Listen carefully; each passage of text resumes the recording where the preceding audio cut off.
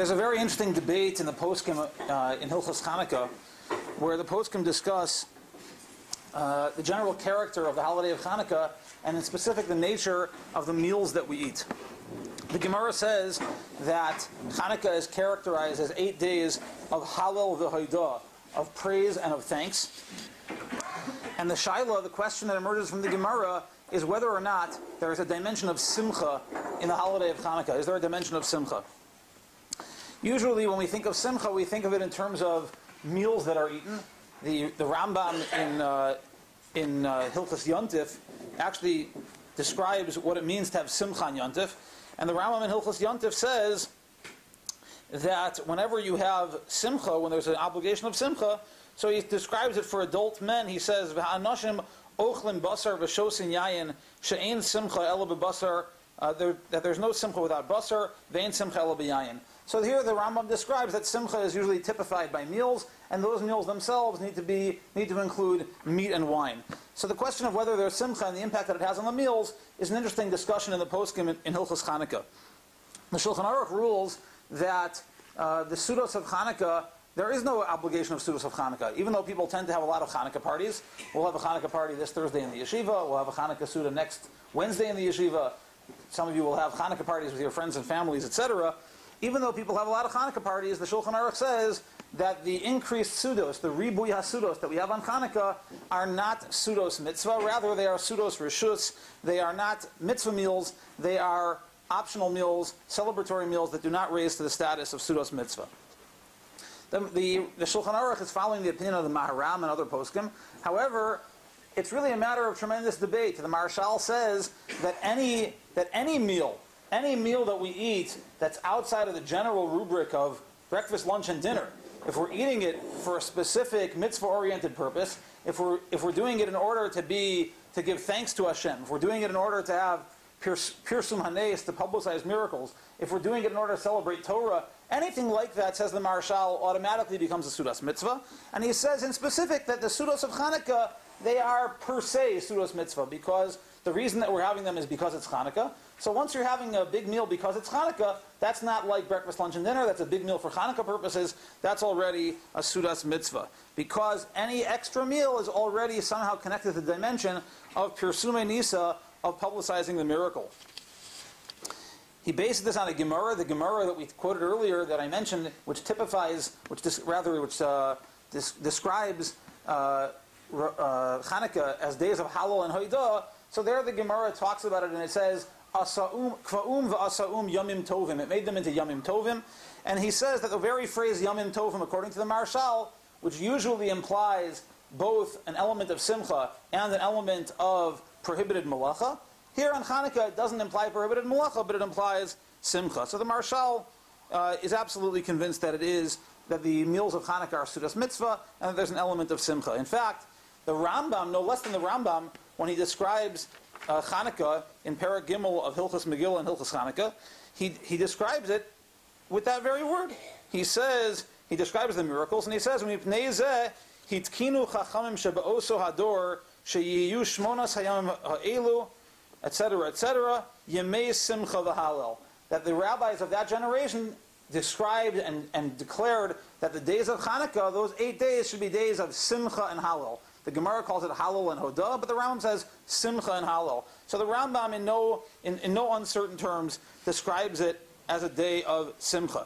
It would seem that if it's a day of simcha, then he holds not like the Shulchan Aruch, and rather that you have to have meals. However, I saw a very interesting essay by a young Rav who unfortunately passed away young, a man named Rav Chanukah, who was a Mashgiach here in Yerushalayim. And Rav Karellenstein, in his essays on Chanukah, he makes a very interesting suggestion about the opinion of the Rambam. He says that even though the Rambam says that there is an obligation of simcha, nonetheless, he thinks one could possibly suggest that even though there's simcha, there's no suda of simcha. It's unlike every other form of simcha that we have. It's unlike Purim, it's unlike Pesach and Shavuos and Sukkot, it's unlike Rosh Hashanah, according to that opinion, which holds that there's simcha on Rosh Hashanah. It's unlike those dimensions of simcha. It's a different kind of simcha. It's not a simcha of meals, it's a more subtle simcha, which we'll discuss in a minute. The truth is that Rav Karellenstein's pshat is one could argue very, very cogently in the Rambam, because the Rambam says that it's simcha, but then he never mentions anything about any meals when he describes the mitzvahs of the day. And if you look at the Rambam in Hilchos Megillah, so there he says specifically, he says that the 14th and 15th were declared Lihiyos Yom Simcha Umishta. It's one page before. Lihiyos Yom Simcha Umishta. It's a day of simcha and a drinking meal, a banquet. He goes on to describe the actual details of the Suda.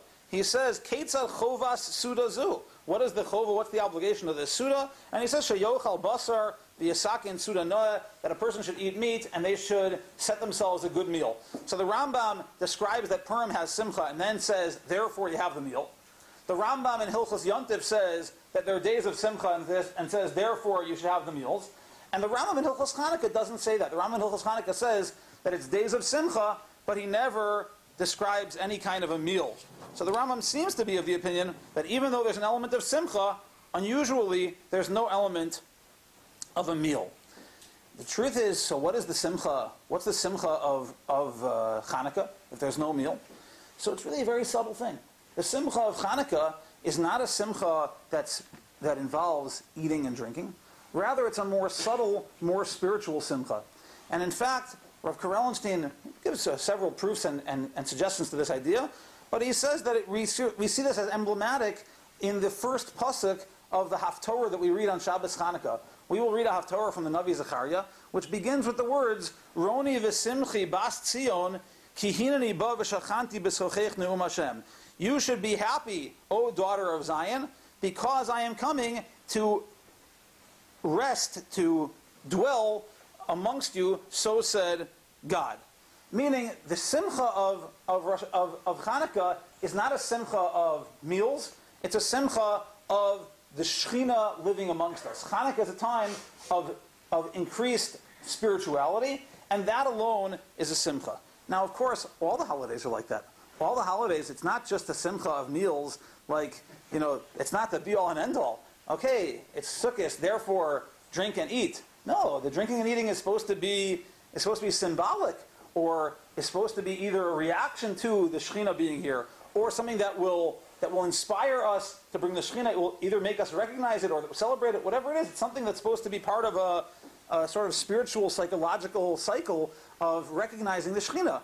But yet, those things, those holidays, all the other holidays, they're different than Chanukah.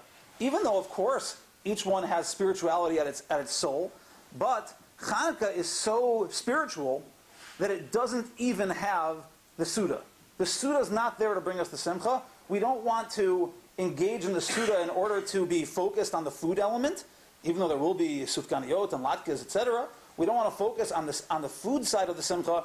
Rather, we look for this mitzvahless, this free-form kind of simcha that doesn't have to be dressed up in a particular mitzvah observance. It's not a Suda of simcha, it's simcha on its own. It's interesting, this is very much like Shmini Atzeret, like Simchas Torah.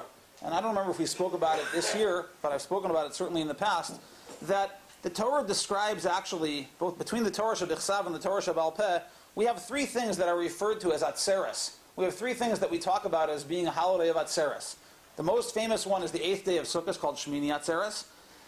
A little bit less famous is that the Mishnah repeatedly refers to the holiday of Shavuos as Atzeret. It never appears in the Torah, that word. And even less famous than that is that the pasuk in the Chumash describes the 7th day of Pesach as Atzeret as well. It says that we should eat matzah for 6 days, and the 7th day will be an Atzeret. Okay, we really eat matzah for 7 days, but the Torah is trying to make a certain point, which is a very important point. The Gemara points out that just like the latter 6 days are just like the 7th day you don't have to eat matzah, so all 6 days you don't have to eat matzah, whatever the drasha is there to prove that only the mitzvah of matzah only applies on the first day. But nonetheless, the Torah says that the 7th day of Pesach is Atzeret. So we have these three kinds of Atzeret. What is Atzeret, in brief? It means a lot of things, but the most simple version of the word Atzeret probably means stopping. Okay, stopping. If you look on the bus, and when you press the red button, then the little light shines on the front of the bus next to the driver. It says Atzor. If you look at the stop sign says Atzor. The word Atzor means to stop. So Atzeret means stopping. What are we stopping on the 8th day of Sukkot, the 7th day of Pesach, and on Shavuos? The answer is that each one of them we stop performing the mitzvah that has led up to that time. Meaning, on Sukkot we sit in the sukkah for 7 days, we take the lulav for 7 days, and then we stop. That's the 8th day when we stop. On Shavuos we count Sfiras Omer for 49 days, and then we stop. And on the 7th day of Pesach, even though this is not actually true in the way that we observe the mitzvah, but in terms of the way it's described in the Chumash, that for 6 days you should eat matzah, and on the 7th day is Atzeret, the Torah is conveying this notion that matzah you eat for the first 6 days, and on the 7th day you stop. In all cases, it's a question of stopping. What is the idea? What's the value of stopping? So the idea is that for 6 days, or for 49 days, or for 7 days, we build our relationship with God around a particular mitzvah observance. But then on the 7th day, it's a day that doesn't have that mitzvah observance. It's a day that has the closeness to God without the particular mitzvah observance. We revel in the relationship. That's what Chazal describe about Shmini Atzeres, that after the period of Sukkot, God says, hang out with me for one more day, just be with me. That's the idea. It's a day that doesn't have particular mitzvah observance. So Simchas Torah is a time that we celebrate the idea that we're just close to God. We celebrate the goodness of the Torah lifestyle on Simchas Torah, the goodness of learning Torah, the goodness of the entire experience of Rosh Hashanah, Yom Kippur, and Sukkot coming to this culminated point of purification, etc. We're celebrating that with God. That's why we have Simchas Torah on that day. We dance and celebrate the joy of the Jewish lifestyle. So too on Chanukah. Chanukah is a day that, like we said, even though it has a mitzvah of lighting candles, on that level, it has its own mitzvah. But on the level of simcha, which normally we have a simcha associated with meals, Chanukah, we don't have a meal of simcha. We have a simcha that's a little bit more free form, a little bit more subtle, a little bit more nuanced, where we're simply happy, according to the Rambam, we're simply happy with our lives as Jews. We're simply happy with that closeness with God. And it doesn't have to be dressed up in a particular mitzvah observance. So what is this simcha of Chanukah? How does it work? Why are we so happy on Chanukah?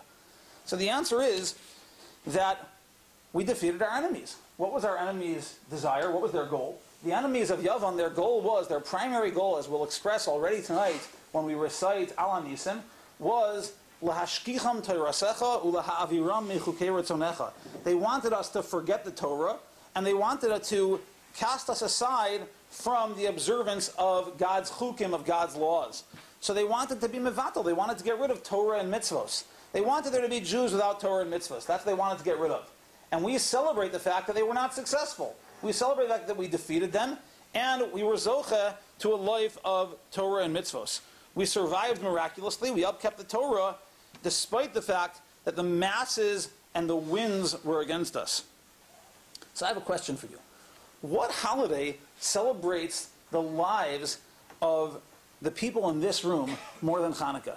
Meaning most of the people in this room, really, if the story went as it was supposed to, should have been leading lives devoid of Torah and mitzvahs. That was the way, that was the environments that we were raised in. Those were the families, perhaps, at least in this generation, that we were part of. And yet, miraculously, all the B'nai Torah in this room who are learning, almost all of the B'nai Torah who are learning, and, well, people come from different backgrounds, who are learning and are growing and are living lives of mitzvos, everybody here is a Chanukah miracle. Everybody here is living a life where we are defeating what should have been the victory of Lahashkicham Torasecha Ulaha'aviram Mechukei Retzonecha. There should have been a victory of the contemporary age. There should have been a victory of people who came to different shores from Europe, wherever it was, and cast aside Torah. But it's not true. Baruch Hashem, everybody here is a Chanukah miracle. Everybody is living a Chanukah life. That's a cause for celebration. Chanukah is a holiday to celebrate the lives of Baalei Teshuva. It's to celebrate the lives of people who have defeated the forces of Yavan in this generation. It's a holiday to revel in. You know, when we think about what Yavan was trying to accomplish, so we have to say that the primary kavana, the primary thought of Yavan, was to make Torah life seem unenjoyable. Okay, that's what we have even today. is an attempt to cast a Torah life, a life of Torah and mitzvos. As you know, it's much better on the outside. Torah life is oppressive, it's depressive, it's restricting. It's no fun to be a Torah Jew. The truth is that it is restricting, that's for sure, okay? But it's also very, very enjoyable. Not in the way of instant gratification. It's not enjoyable, like a video game. It's not instant gratification, but it's enjoyable in a much more profound way. A way that relates to living a life of healthy living, of responsible living, of closeness to God, and of fidelity to the eternal lives and messages of our families. I think just a few months ago in Elul, I spoke about a very interesting idea, which I'd like to repeat again today, which is that we sometimes think that we come from secular families. People think, I come from a secular family. But of course, that's not true. That's not true. There is no such thing as a Jewish family who is traditionally secular. Okay, that just doesn't exist. If you think of the amount of generations since Matan Torah, let's just guess. Let's say there's 160 generations since the Torah was given. So you have a guy who grew up FFB. He grew up in a frum family. So he says, all 160 generations of my family were Shomer Shabbos, Shomer Kashrus, learned Torah, etc. The most distant Jew, the Jew who says, I come from a family that's not observant and they haven't been observant for generations. At most, it's 4 or 5 generations. At most. Usually it's 2 or 3. So, okay, it comes from a non-observant family, so he says. But it's not true. Because if you look at those 160 generations, so for him, it wasn't 160. It was only 156. Only 156 of the 160 generations since the giving of the Torah was his family from. Everybody's coming from a family of Torah observance. So when we live a life of Torah, we're living a life that's a life of fidelity to the principles and sacrifices and lives of our families, whatever kind of family we come from. Chazal tell us that there's a strong connection between Chanukah and Sukkot. Okay? And this is alluded to in many different places in the writings of Chazal. The most famous one is in the Gemara, where the Gemara describes a machlokus between Beis Shammai and Beis Hillel. The Gemara tells us that the simple obligation to light Chanukah candles is to light 1 candle per night. You light a candle, on the first night you light a candle, on the second night you light a candle, on the third night you light a candle. The Gemara goes on to say that there are some people who want to do it a little better way. They want to be the Mahadran. The people who want to light candles Mahadran, so they light the candles. They light a candle for each person in the house. I have 7 people in my house. We light 7 candles the first night, 7 candles the second night, 7 candles the third night. We're celebrating every member of the family by lighting Chanukah candles in a Mahadran way. The Gemara continues to say that if you want to light the Chanukah candles Mahadran mina Mahadran, you want to do it the super Mahadran way, so then you light the candles in a way that you progressively move from night to night, marking how many days there are of Chanukah. It's a machlokas between Tosfos and the Rambam about how the Gemara works. Well, in simple form, like Tosfos says, on the first day, there's a machlokas Beis Shammai and Beis Hillel. On the first day, according to Beis Hillel, you light 1 candle. On the second day, you light 2. Third day, 3. Fourth day, 4, etc. Like we all know from what the menorah looks like every day of Chanukah in our homes. According to Beis Shammai, however, he says that you light on the first day 8, and on the second day you light 7, and on the third day you light 6, and so on until on the 8th day you light 1 solitary candle. You light 1 candle on the 8th day. That's the opinion of Beis Shammai. So the Gemara wants to know what's the basis of the opinion of Beis Shammai. So the Gemara says the basis of the opinion of Beis Shammai is what's called Keneged Parei HaChag. It is correspondent to the Torah's description of the cows, of the bulls that were sacrificed on Sukkot. If you remember on Sukkot from the laning, what we read in what the Psukim in Bamidbar, it describes that on the first day of Sukkot they would bring a Musaf Korban with 13 bulls, and on the second day it would have 12, and on the third day it would have 11, etc., until on the 7th day it had 7, and on the 8th day it had only 1. Okay, that was for Shmini Atzeret. But it went progressively lower and lower, 13, 12, 11, 10, 9, 8, 7, according to the Psukim in Sefer Bamidbar. So Beis Shammai says we should celebrate Chanukah the way we celebrate Sukkot. Just like Sukkot, the cows, the bulls go down in order, so too on Chanukah, the bulls go down in order. That's one example of some kind of esoteric, some kind of mystical connection between Sukkot and Chanukah. There is, of course, there are many other places. The Medrash says that We know famously, the Medrash tells us, and many sources say, that the primary mitzvos that the Yevonim, that the Greeks wanted to end, were the observances of Chodesh, Mila, and Shabbos, of Rosh Chodesh, of Bris Mila, and of Shabbos. However, the Medrash says that there also was an agenda to get rid of Sukkot. They wanted to make a gzeira against Sukkot. And so the Medrash says that once we won the war and rededicated the Beis HaMikdash, we made a holiday of Chanukah correspondent to Sukkot. They wanted to get rid of Sukkot by eliminating 8 holiday days. Not only did we preserve the 8 holiday days, we added 8 more holiday days in order to get them. Okay, that's what the Medrash describes. So again, we have this correspondence between Chanukah and Sukkot, and this idea that the Yevonim were after Sukkot. Why were the Yevonim out to get Sukkot? So I'm sure there's many explanations. But the most simple explanation of why they were out to get Sukkot would seem to be that Sukkot is a time of celebration. It's Zman Simchasenu. It's a time that it's great to be Jewish. It's a time that it's wonderful to live a Jewish life. It's very much fun, Sukkot. We have celebrations of Sukkot in the Sukkah and the Lulav and Esrog and in the Simchas Beis HaShoevas and all the week-long of celebrations. It's the most joyous time of the year. And the goal of the Yevonim was to convince the Jews that it's no fun to be Jewish. How are you going to convince them it's no fun to be Jewish if they have Sukkot? Can't convince anybody that it's no fun to be Jewish if they have Sukkot. So they had to get rid of Sukkot. Once they were able, if they could get rid of Sukkot, they were well on their way to making Yiddishkeit seem unenjoyable, to making a Jewish life seem like it's no fun, and it would be more fun to be not Jewish. And so that's why they were out to get Sukkot. The rabbis responded to this and said that not only are we going to protect Sukkot, which they successfully did, but we even made a holiday called Chanukah. And what's the holiday of Chanukah? The holiday of Chanukah is the Zman Simchasenu that they didn't get rid of Zman Simchasenu. We're super happy on Chanukah that they didn't get rid of Sukkot.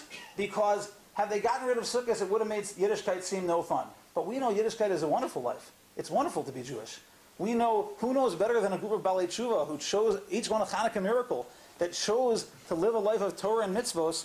Who knows better than them that it's wonderful to be Jewish? And so on Chanukah, we celebrate the fact that it's great to be Jewish.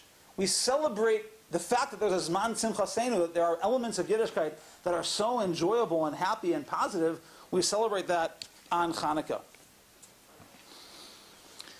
I was thinking, there's all kinds of Svarim describe why the agenda of the Yevonim was to get rid of Chodesh, Mila, and Shabbos. In the Shir in the afternoon, we were discussing the Nesivos Shalom has this approach that each Chodesh, Mila, and Shabbos is representative of light in a different way, and they were trying to get rid of the light. But I thought a very simple, not mystical explanation for why was it that the Yevonim were trying to get rid of Chodesh, Mila, and Shabbos. Very simple. All 3 of them are celebrations. Right? Rosh Chodesh is a holiday. They want to get rid of that. Shabbos is wonderful fun. We have meals and family, and we eat sudas, 3 sudas every Shabbos. It's good, it's fun, it's celebratory. They wanted to get rid of celebrations. And Bris Mila, they wanted to get rid of Bris Mila. Everybody wants to go to a bris. Everybody wants to go to simcha. Probably they also wanted to get rid of bar mitzvahs and weddings and things like that also. Every element of things that were positive, they wanted to get rid of. So Chodesh, Mila, and Shabbos are celebrations. They wanted to get rid of them. Sukkot is a celebration. They wanted to get rid of it. But we won out, and we recognize that all of Yiddishkeit is a celebration. And we're happy with the miracle that we have to be able to live a life, a Jewish life. I really think that we have to focus on celebrating the fact that we are from Jews and we have the privilege to learn Torah. We don't have to be embarrassed about it. We don't have to feel oppressed by it. We have to be proud and we have to celebrate it. I want to make 2 practical suggestions that I think can enhance our lives in terms of cultivating this kind of a perspective about our lives. It's great to be a Jew. It's wonderful. Okay, the first one is that we should avoid statements of self-deprecation. There's a certain kind of en vogue thing in certain parts of the firm community that it's like fun to make fun of Yiddishkeit. It's cool. Okay, it's fun. It's a joke. We put ourselves down about the crazy lives that we lead, etc., etc. That's a mistake. A little bit tongue-in-cheek keeps a person sober. But Lamaisa, it's a mistake to view our lives as somehow negative or weird or archaic or whatever it is. We have to avoid that kind of self-deprecating speech. The second thing, I think, is that we have to, or if we can, we have to try to cultivate a language about Yiddishkeit which is very positive. I once heard Rabbi David Aaron from the Old City speak about this topic, and I was very, very moved by this. He was describing the fact that there are terms that the frum world uses that are almost absurd. He says, we talk about, they're either translations, in English, they're translations of Hebrew or Yiddish terms that don't make that much sense in English. For example, he says, tell me something, do you keep Shabbos? So he wants to know, why keep Shabbos? Who are you keeping it from? Where are you keeping it? You keep it under your bed? You're keeping it from your neighbor? Why do you use the term keep Shabbos? He says, we have to update our language. We should talk about celebrating Shabbos. You should say to this person, my family, we celebrate Shabbos. We don't keep Shabbos, we celebrate Shabbos. Okay? He says, are you observant?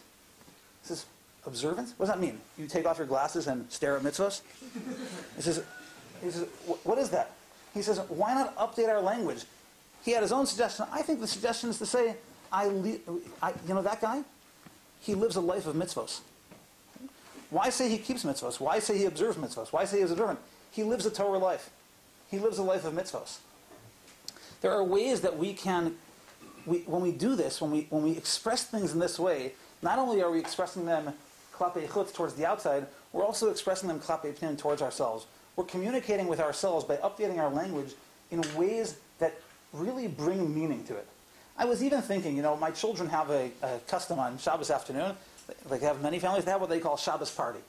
Okay, it means sometime after lunch they say it's time for Shabbos party. What's Shabbos party? They get treats.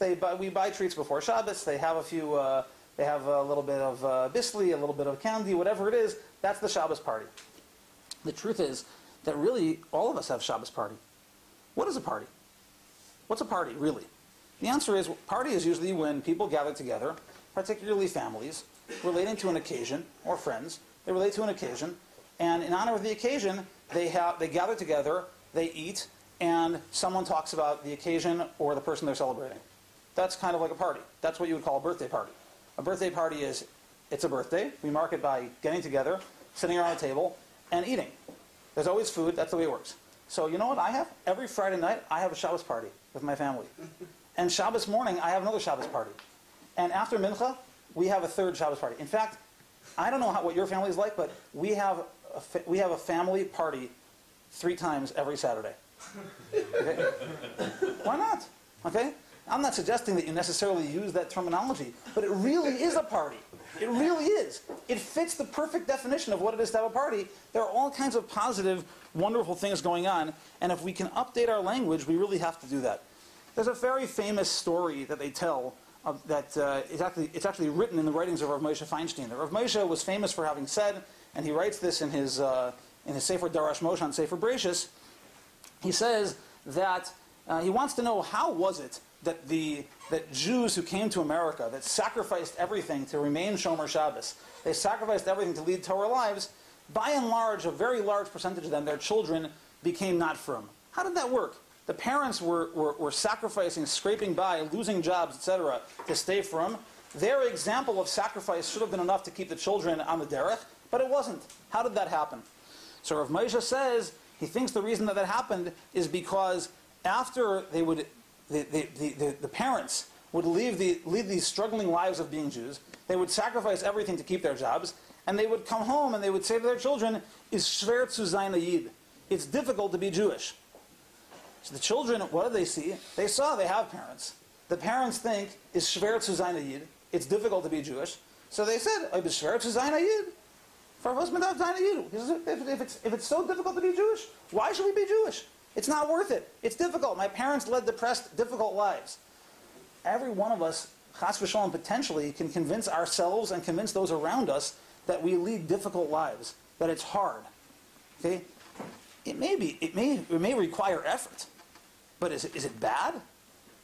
Do people all around the world pay to exercise and go to gyms, etc., and sit out in the cold at football games and all kinds of things that require effort and are difficult? Do they pay lots of money because they're bad?